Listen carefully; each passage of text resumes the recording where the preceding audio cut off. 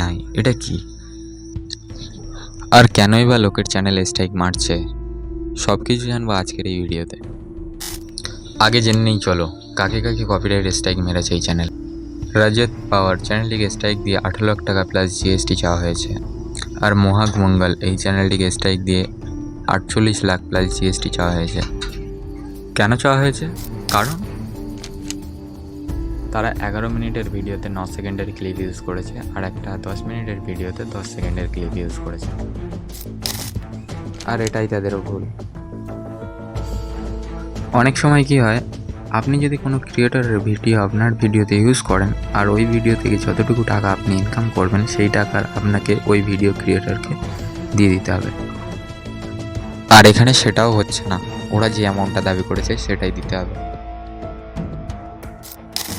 না হলে হুমকি দিচ্ছে যে আরও স্ট্রাইক দিয়ে চ্যানেল ডিলিট করিয়ে দেবে।